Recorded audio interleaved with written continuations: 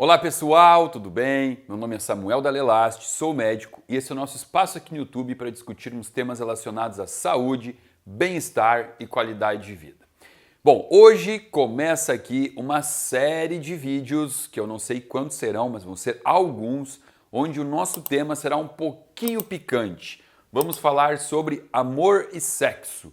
Temas que muitas vezes já foram perguntados, questionados, sugeridos, mas eu acho que eu precisei de alguns anos aqui de YouTube para me sentir um pouquinho mais solto para conversar com vocês um pouco mais sobre esse tema aí que gera tanta polêmica. Mas obviamente que a gente vai fazer isso aqui de forma gradual. Ao longo dessas séries a gente vai abordando os temas, trazendo aqui essas informações sobre sexo, mas hoje vai ser uma coisa muito mais gostosa de falar. A gente vai começar aqui entendendo um pouquinho sobre esse romantismo que envolve tanto sexo quanto paixão e entender o porquê dos comportamentos tão diferentes entre homens e mulheres, entre as diversas idades dos homens e das mulheres, e entender um pouquinho sobre quais são as transformações bioquímicas que ocorrem no corpo de homens e mulheres que levam aos comportamentos mais variados possíveis. E por mais que sejam diversas rotas metabólicas, neurotransmissores, cofatores, diversas alterações bioquímicas, eu posso resumir para vocês uma coisa: hormônios. Essa é a palavra que explica todo esse comportamento, as diferenças comportamentais de homens e mulheres nas diferentes fases do relacionamento. Um relacionamento entre homem e mulher, ele vai passar por fases diferentes. E é isso que a gente vai trazer aqui para que você possa entender um pouquinho de por que no começo o homem abre a porta do carro para a mulher, ele manda flores e depois isso vai passando, né? Infelizmente, e vai mudando e vai ficando tudo muito mais comum. Tudo isso, todas essas fases, elas são ditadas por neurotransmissores e hormônios. Porém, para a gente entender um pouquinho aqui sobre hormônios, é fundamental falarmos sobre hormônios esteroidais. Tá? O que são hormônios esteroidais? São os hormônios advindos do colesterol. Então aqui, ó, o colesterol, que a gente já ouviu falar tão mal dele, né, como uma molécula que mata, como se o homem produzisse colesterol para morrer, né, para infartar. O colesterol, ele é precursor de alguns hormônios. Existe uma cascatinha aqui, né? Ele vai converter aqui em um hormônio chamado pregnenolona, que é muito importante para questões de cognição. Pregnenolona. A pregnenolona vai se converter em progesterona, ó, aqui, ó, progesterona, um hormônio pró-gestação, né? O próprio nome já fala, pró-gestação. Pregnenolona vai se converter em dihidroepiandrosterona, que vai se transformar em testosterona. A testosterona, ela vai se transformar em estradiol. O estradiol vai se transformar em estrona. E a estrona também pode se transformar em estradiol. Testosterona também pode se transformar em dihidrotestosterona. Progesterona vai virar cortisol. Ó, aqui a gente tem, resumidamente, bem resumidamente, alguns hormônios sexuais que vão vir do colesterol. E, erroneamente, nós ouvimos falar assim: ah, testosterona é hormônio de homem, estrogênio é hormônio de mulher. Isso é uma grande mentira. Homens e mulheres vão ter progesterona, vão ter testosterona e vão ter estrogênio. O que vai mudar é a relação, é a proporção que vai ter desses hormônios em corpos diferentes, tá? Então, por exemplo, testosterona. A testosterona, se você pegar um menino na fase adolescente, ele vai chegar a ter 15 vezes mais testosterona do que mulheres, tá? Assim como estrogênio vai ser muito mais predominante em meninas do que meninos, progesterona também. O que esses hormônios eles trazem de diferença aqui no comportamento que a gente está tentando entender? Bom, primeiro, a testosterona ela é muito associada à questão do sexo, né? Os homens que me procuram aqui aos 40, 45 anos, muitas vezes eles vêm e falam assim: doutor, eu estou vindo aqui para dar uma analisada nos meus hormônios, porque eu acredito que a minha testosterona está muito baixa, porque eu tô com o meu libido muito baixo, né? Então, existe essa crença de que testosterona é somente hormônio do sexo, né? Tem um livro publicado pela editora de Harvard, escrito por Abraham Morgenstern, um urologista pesquisador de testosterona, que ele mostra nesse livro, inclusive eu vejo aqui a capa do livro, ó, o que você encontra aqui na capa? Não tem um homem, tem um homem e tem uma mulher, um casal, e aqui ele mostra as diversas centenas de atuações da testosterona no corpo, mostrando o aumento da questão da melhora da circulação, porque testosterona aumenta oxihemoglobina e oxihemoglobina transporta oxigênio, né? Fazendo um parênteses aqui, por isso que você vai encontrar nas atividades, né, de competição, de ciclismo, de corrida, você vai ver sempre homens tendo performance melhor, né, geralmente isso, né, homens com performance melhor do que da mulher. Por quê? Porque o homem ele tem mais capacidade de produção de oxihemoglobina, de botar oxigênio no músculo, e a própria testosterona ela dá muito mais força para o músculo. Então eu usei aqui um único exemplo mostrando que testosterona não serve apenas para questões sexuais, mas a gente pode extrapolar. Testosterona previne de infarto, testosterona previne de diabetes mellitus. A gente sabe que pacientes com nível de testosterona mais baixo, inclusive, têm risco maior de desenvolver doenças demenciais, como por exemplo até um próprio Alzheimer. Aí você vai falar assim, Samuel, mas então mulheres, elas já estão condenadas às doenças, uma vez que elas têm 15 vezes menos testosterona que homem. Não, não, porque existe também uma questão de adequação de receptor. Os receptores da testosterona no corpo feminino, eles são melhores, eles são mais ávidos ao hormônio justamente para compensar essa proporção muito menor desse hormônio. Porém, é claro que existe todo um mecanismo do despertar do desejo sexual associado a este hormônio testosterona. Quando observamos o comportamento de uma criança, 7, 8, 9 anos de idade, a gente percebe que existe uma inocência nessa criança. Ela não tem esse desejo, esse interesse por sexo. Por quê? Porque não tem o hormônio adequado para isso. E vai chegar um momento que vai ter um aumento da produção desse hormônio, né? Geralmente no estirão do crescimento, onde começa a desenvolver inclusive as características sexuais. A menina ela vai ter o brotinho mamário, né? Começa também os pelinhos pubianos, e nesse momento a gente percebe que existe esse despertar, esse aflorescer de um comportamento muito mais sexual. Só que esse desenvolvimento, porque o que acontece? Testosterona é um hormônio também anabólico, né? Então a testosterona é um dos hormônios que ajuda nesse estirão, né? Crescer.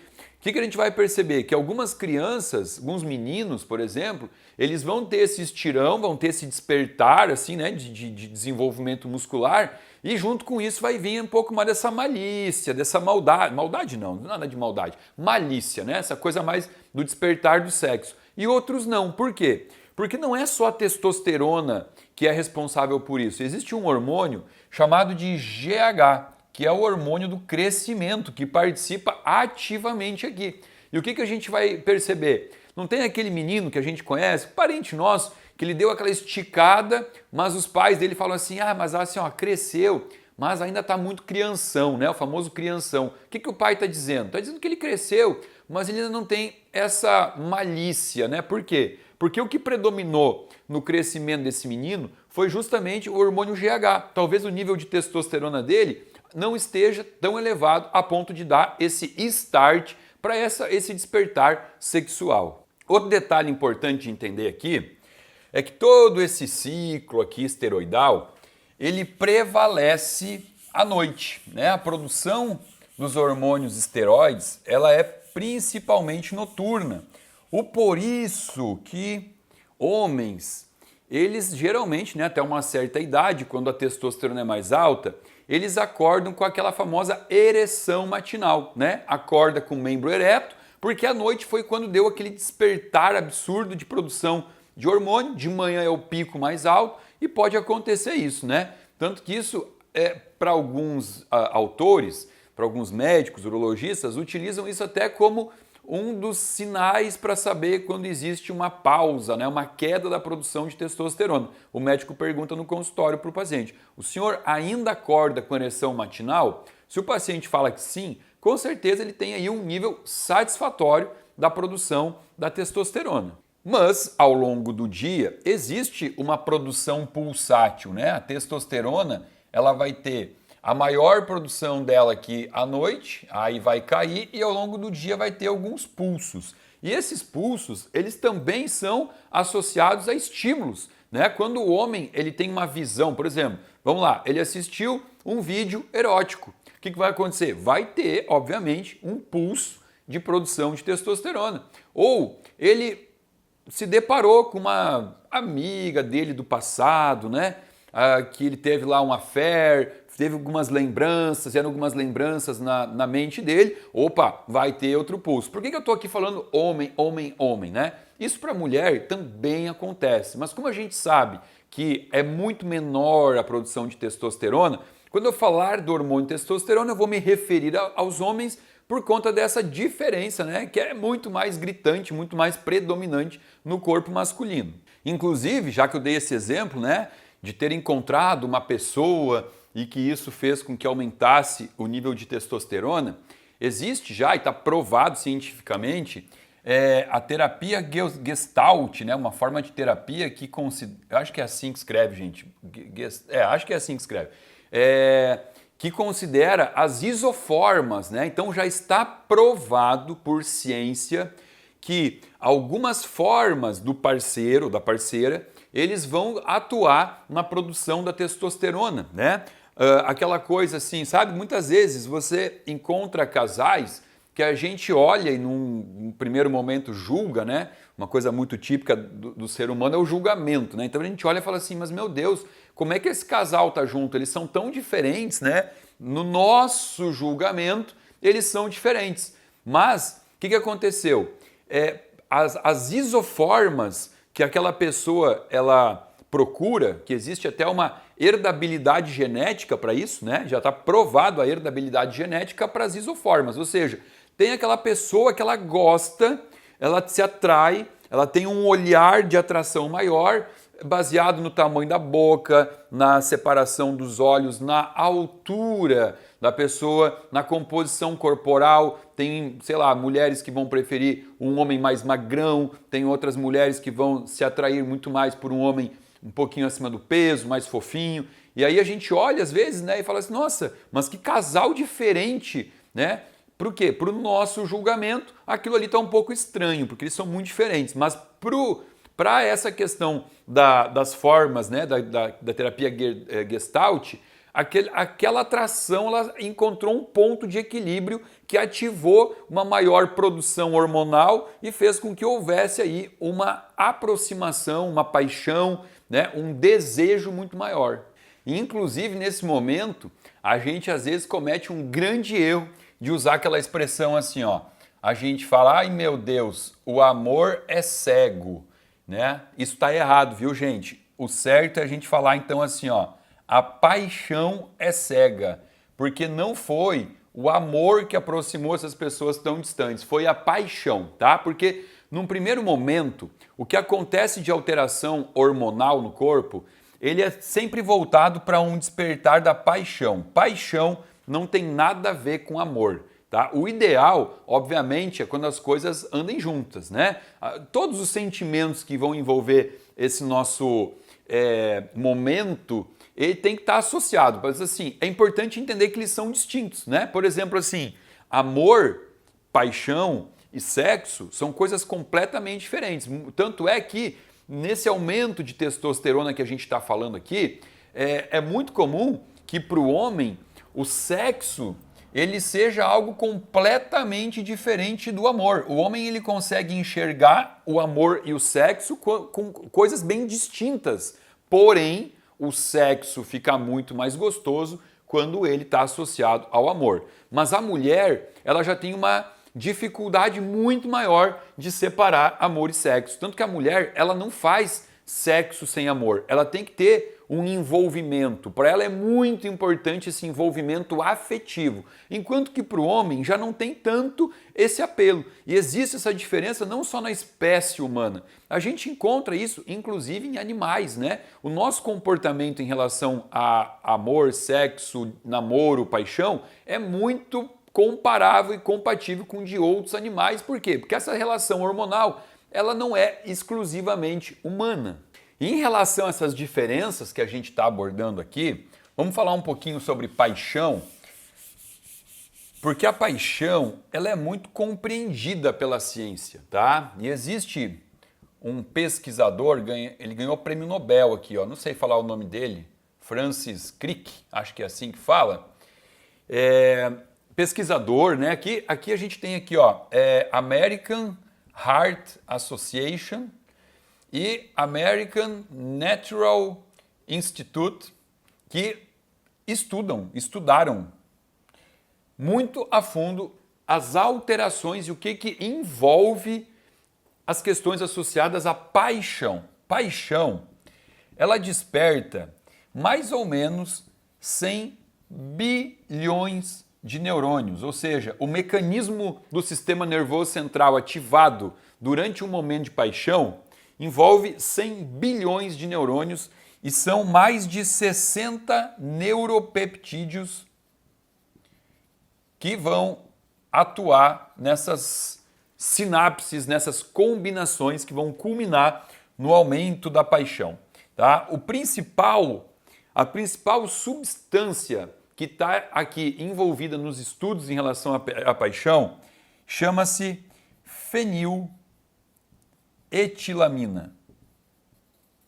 Etilamina, que é derivada do aminoácido chamado L-tirosina, a mesma tirosina que vai formar hormônio da tireoide, que vai formar dopamina, ela vai formar feniletilamina. E a feniletilamina, ela é a responsável por algumas daquelas sensações que a gente desperta quando está apaixonado, né? Ataque cardíaco, sabe aquele frio no estômago, aquela sudorese, a gente está chegando perto do encontro, marcou o encontro, está num nível de paixão absurdo, está chegando perto, começa a suar embaixo dos braços, coração bate mais forte, um friozinho no estômago, tudo isso está associado à feniletilamina. Claro que não é só ela que participa disso, mas ela é a principal substância envolvida aqui em questões associadas à paixão.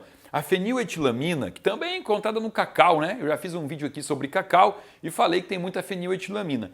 Ela também está responsável por aumentar expressivamente o sistema imunológico, ou seja, pessoas apaixonadas adoecem menos. Olha que coisa legal de saber disso.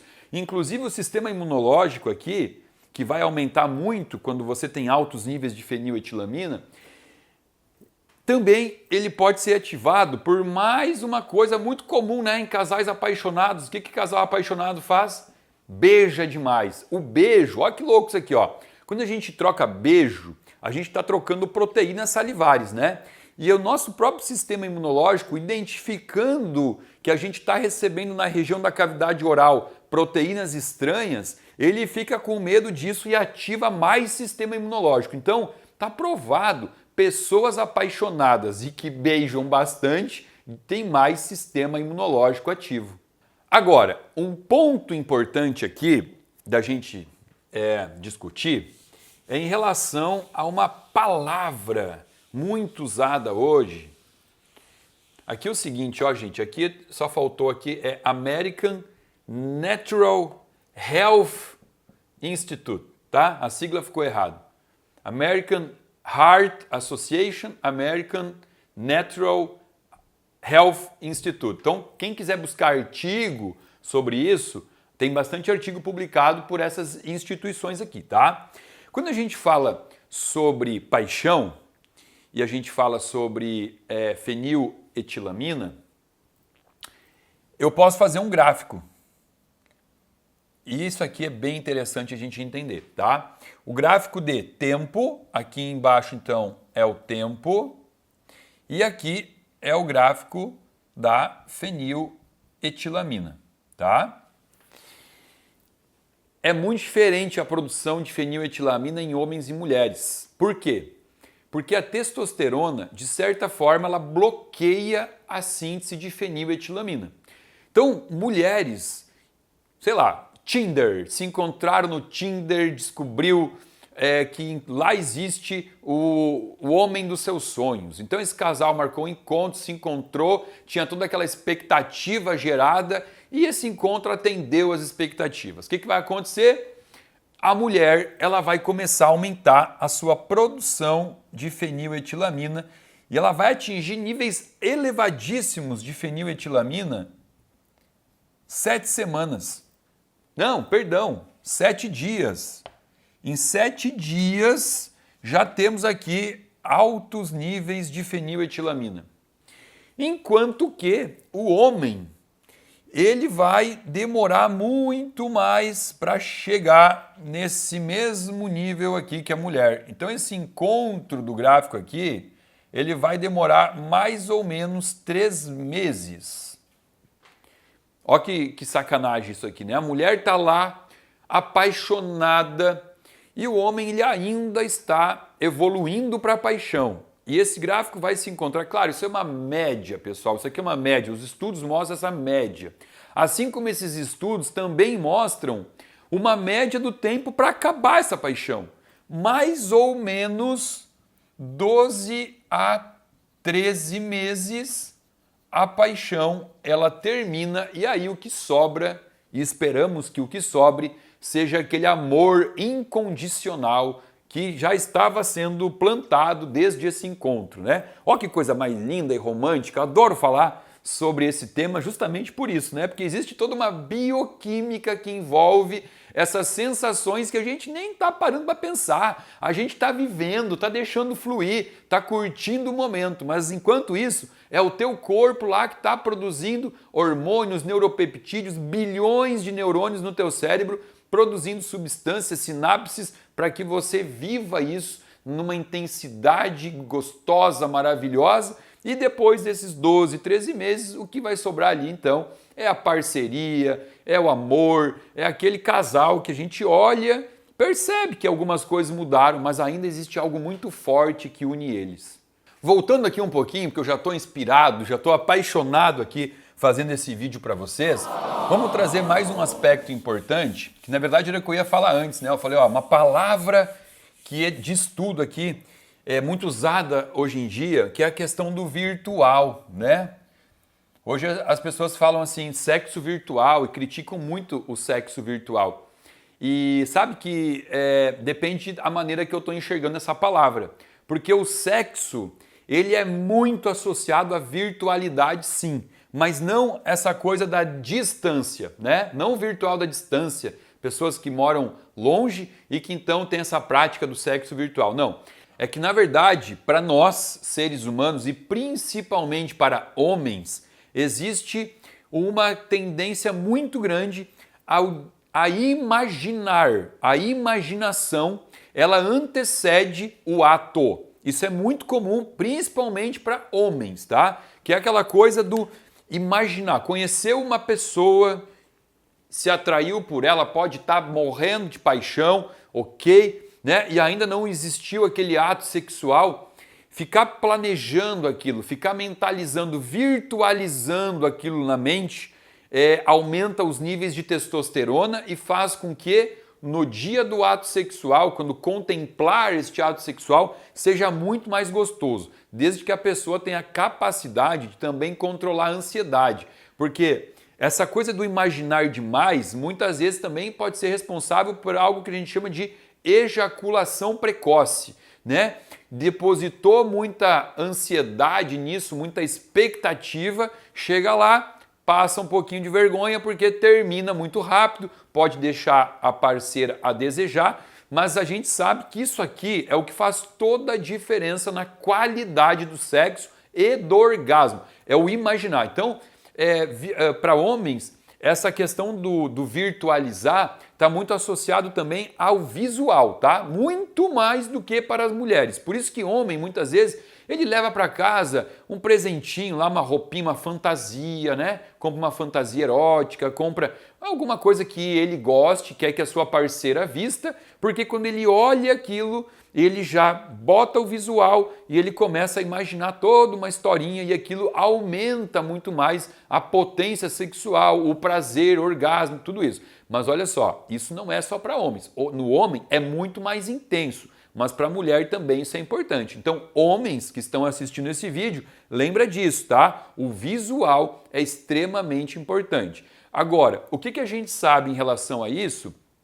Que, por exemplo, tá? Claro, não falando apenas de sexo. Por exemplo, quando uma mãe ela dá para uma criança lá um tablet, ela dá um telefone celular e essa criança ela começa a viver no mundo virtual, isso é um problema. Por quê? Porque é importante essa virtualização com a imaginação do corpo. Ou seja, eu começo a me imaginar, eu me imagino numa situação com o meu corpo presente naquela situação, que embora seja virtual, eu imagino o meu corpo. Isso tudo melhora a condição de sono, melhora a condição de calmaria, né, da pessoa ser uma pessoa mais calma, menos ansiosa, diferente de uma criança que já começa a ser estimulada a viver no virtual. Ela não imagina nada. O próprio aparelho ali já está imaginando por ela e trazendo uma imagem não real que essa criança não está precisando nem desenvolver na própria mente, tá? Apenas aqui um adendo, né? Um entre parênteses para a gente diferenciar o virtual da minha imaginação e o virtual de um aparelho que possivelmente possa estar vivendo a minha própria vida.